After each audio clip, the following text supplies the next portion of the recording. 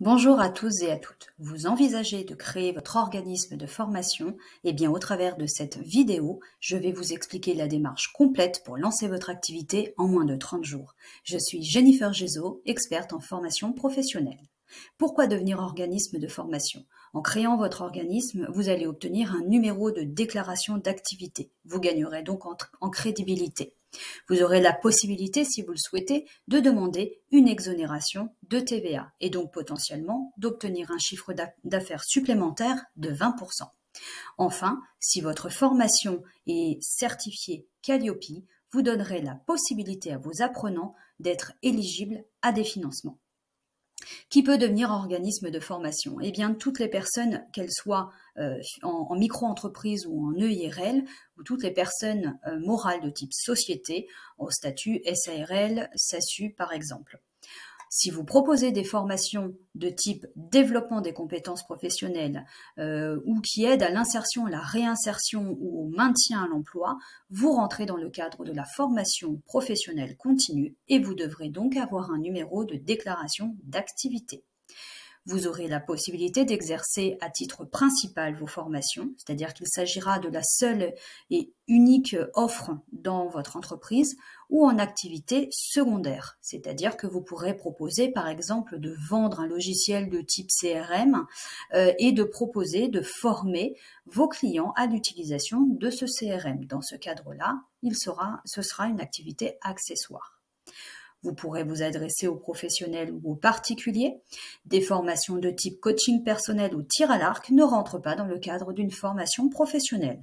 En revanche, des formations Facebook ou prise de parole en public sont bien des formations professionnelles. Facebook est un réseau social permettant bien entendu de pouvoir développer votre chiffre d'affaires en recrutant, en trouvant de nouveaux clients. Le formateur au sein d'un organisme de formation doit-il avoir un diplôme de formateur? Eh bien non, il a l'obligation d'avoir une expérience, des compétences et transmettre son savoir-faire, mais il n'a pas l'obligation d'avoir un diplôme. Néanmoins, ce diplôme existe et pour cela, je vous invite à vous rapprocher d'organismes qui proposent de vous faire passer ce diplôme. Ensemble, nous allons voir à présent les 4 étapes pour devenir organisme de formation. Eh bien, la première étape est bien évidente, il s'agira de choisir votre statut et de créer votre entreprise. Si vous souhaitez tester votre projet dans un premier temps, je vous conseille de faire le choix de la micro-entreprise. Ça prend 30 minutes, vous pouvez tout faire sur Internet. En revanche, si vous êtes sûr de votre projet, que vous avez un projet beaucoup plus ambitieux, vous avez la possibilité de vous rapprocher du cabinet Sobiz qui vous conseillera sur la démarche, sur le meilleur choix de statut pour la création de votre entreprise. Bien entendu, cet échange est gratuit et sans engagement.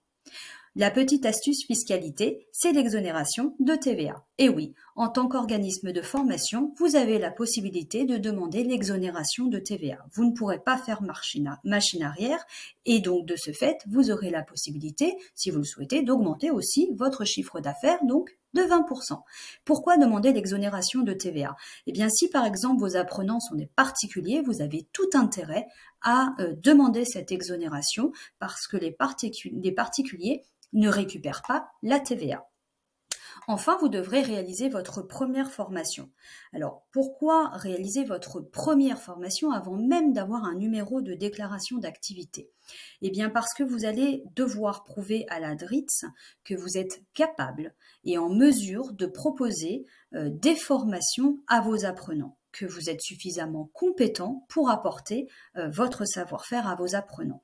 Pour réaliser cette première formation, vous devrez avoir mis en place votre base documentaire. Cette base documentaire comporte un certain nombre d'éléments tels que la convention de formation, vos supports de cours, des programmes de formation.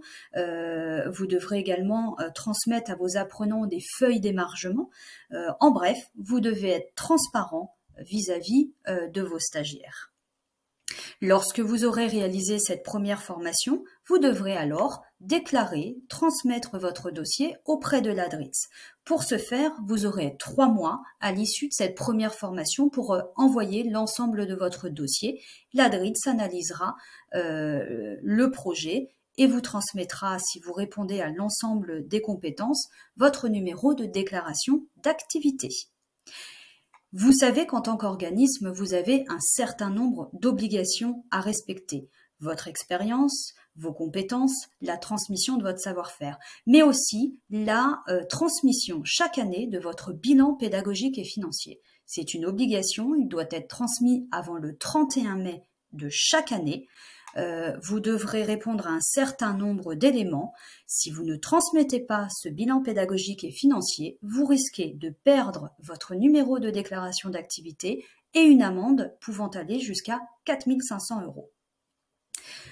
Aujourd'hui, on sait par expérience que pour devenir organisme de formation, entre l'étude de marché, le business plan, jusqu'à le traitement, enfin l'envoi de votre dossier auprès de la DRITS, en règle générale, en moyenne, on compte 6 mois de temps pour réaliser l'ensemble de ces démarches. Aujourd'hui, la bonne nouvelle, c'est que vous avez la possibilité de préparer votre dossier rapidement. On vous évite un maximum de démarches administratives. Vous pourrez ainsi vous consacrer à votre business. Comment? Eh bien, on vous a conçu un pack prêt à l'emploi.